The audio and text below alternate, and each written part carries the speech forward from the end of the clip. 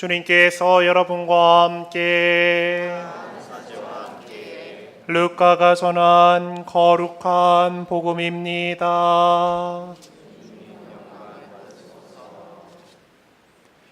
그때 예수님께서 모든 사람에게 말씀하셨다.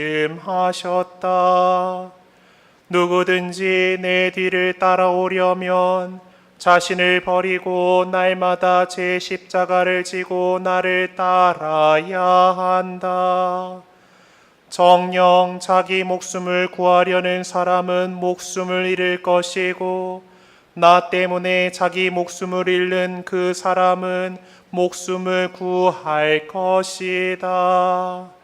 사람이 온 세상을 얻고도 자기 자신을 잃거나 해치게 되면 무슨 소용이 있느냐? 누구든지 나와 내 말을 부끄럽게 여기면 사람의 아들도 자기의 영광과 아버지와 거룩한 천사들의 영광에 쌓여올 때에 그를 부끄럽게 여길 것이다. 주님의 말씀입니다. 그리스도님 참여합니다.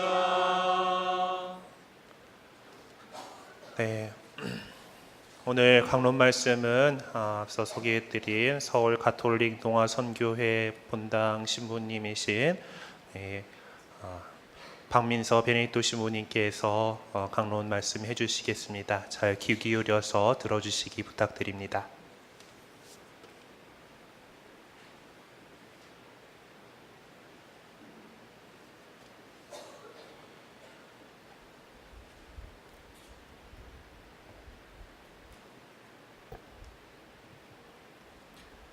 안녕하십니까? 저는 서울대교구 청각 언어 장애인을 위한 사목을 하고 있는 박민서 베네딕토 신부입니다. 성산이동 성당에서 청각 장애인 성당 건립을 위한 강론을 할 수 있도록 허락해 주신 주임 신부님과 보좌 신부님께 감사드립니다. 성산이동 성당 교우 여러분들을 이렇게 뵙게 되어 기쁘고 반갑습니다. 교우 여러분들의 가정에 하느님의 은총이 가득 내리시기를 두 손 모아 기도드립니다. 오늘 이 시간에 교우 여러분께 제가 사제가 되기까지의 많은 일들에 대해 말씀드리고 또 여러분께 청각장애인들의 어려움과 청각장애인 성당 건립의 필요성을 말씀드리고자 합니다.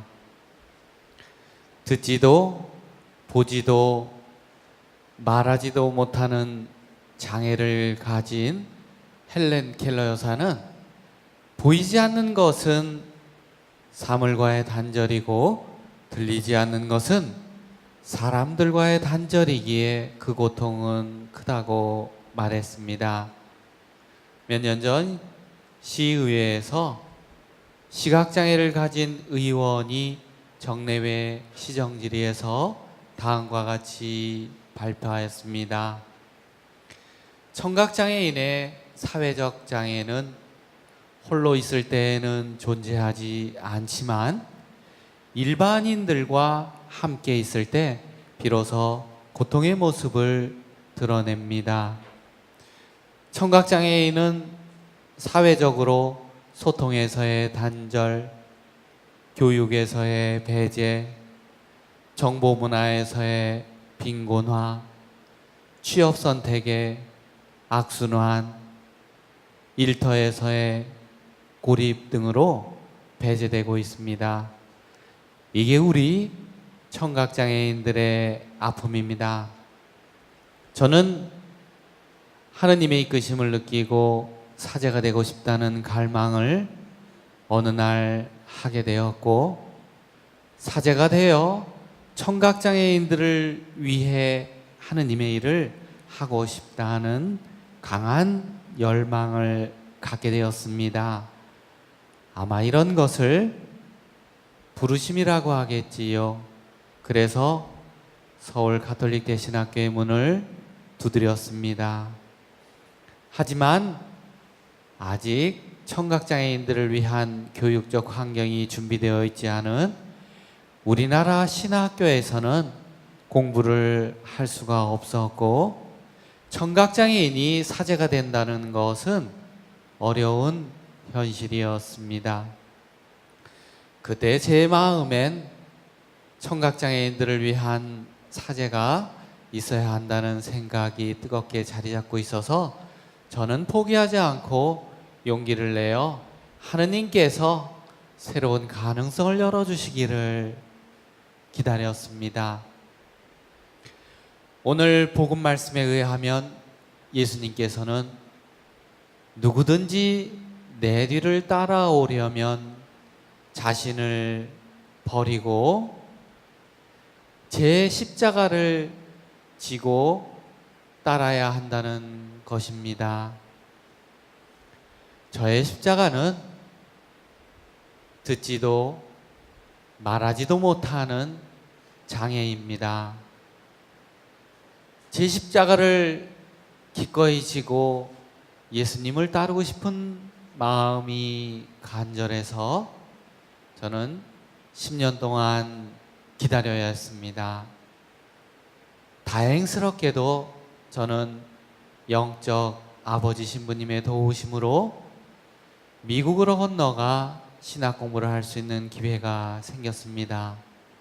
신부님은 부모님께서 청각장애인이셨기 때문에 청각장애인 사제가 얼마나 필요한지를 알고 계셔서 제가 사제가 되도록 많은 노력을 해 주셨고, 저는 미국이라는 낯선 곳에서 새로운 생활을 하게 되었습니다. 용기를 내어 저는 환경에 적응하려고 노력했습니다. 하지만 환경에 적응하는 것보다 더 어려운 것은 언어의 장벽이었습니다. 낯선 언어를 한 가지도 아니고 두 가지를 배워야 했습니다. 글을 읽기 위한 영어와 소통을 위한 영어 수화를 배워야 했습니다. 공부를 하면서 포기하고 싶은 유혹이 한두 번이 아니었습니다. 그때마다 주님께서 내 길을 주님께 맡기고 그분을 신뢰하여라. 그분께서는 몸소 해 주시리라는 시편 말씀을 통해 제가 다시 일어날 수 있는 힘과 용기를 그때 제게 주셨다고 느꼈습니다. 저는 미국에 온 지 10년 만에 철학과 신학 공부를 겨우 마칠 수 있었고, 논문도 어렵게 통과되어 졸업할 수 있게 되었습니다. 그리고 드디어 서울대교구 신학교에서 받아주셨습니다. 저는 3년 동안 더 공부를 한 끝에 2007년 사제성소가 시작된 지 23년 만에 사제품을 받았습니다. 사제가 된 저의 모습을 보고 많은 분들이 놀라셨습니다. 왜냐하면 이미 전 2살 때 청각을 잃으면서 사제의 삶은 꿈도 꿀 수 없었고, 많은 분들이 장애인이 사제가 되는 것은 불가능하다고 여겼기 때문입니다. 하지만 주님께서는 불가능을 가능으로 바꾸어 주셨으리라 저는 믿습니다. 이 모든 것은 예수님께서 부족한 저를 포기하지 않고 기다려 주시고, 저도 희망으로 주님의 이끄심을 믿고 기다렸기 때문이라 생각합니다. 정말 긴 기다림이었습니다. 하지만 기다림은 끝이 없다는 것을 알게 되었습니다. 사제가 된 저는 하느님의 일을 할 수 있다는 것이 기뻤지만 또 다른 어려움들을 겪어야만 했습니다. 청각장애인으로서 사제의 삶은 다른 사제들과는 또 다른 삶의 방식으로 살아가야 한다는 것을 하나씩 깨닫고 받아들여야 하는 현실과 부딪히게 된 것입니다. 저는 지금 특수사목을 하고 계시는 신부님 13분과 함께 살고 있습니다. 다른 신부님들은 함께 식사할 때 서로 이야기를 나누면서 웃을 수 있지만 지금처럼 수화로 통역해주는 사람이 없으면 저는 신부님들과 대화할 수 없어 그 웃는 모습이 무슨 뜻인지도 모른 채 그냥 웃다가 조용히 텔레비전을 보면서 밥을 먹곤 합니다. 그럴 때마다 저의 존재가 소외된 사제구나 느껴질 때가 있습니다. 곁에 아무리 많은 사람들이 있어도 소통할 수 없으면 깊은 침묵 속에 늘 혼자 있게 되는 게 청각 장애인들입니다. 많은 청각 장애인들은 의사소통이 잘 안 되어 고통받고 있습니다. 그래서 수화를 모르는 사람들을 만날 때 의사소통을 하는 것이 어렵다는 현실을 받아들이고 청각장애인들끼리 모여서 공동체를 이루게 됩니다. 청각장애인들은 집 근처에 성당이 있어도 수화할 줄 아는 사람이 없어 아무런 영적 치유와 힘을 얻을 수 없습니다. 그래서 일반 성당 대신 집과 멀리 떨어져 있어도 청각장애인을 위한 성당에 다니고 있습니다. 농아선교회는 수유동에 있는 수녀회의 건물을 임대하여 20년 전부터 성당으로 사용해 왔습니다.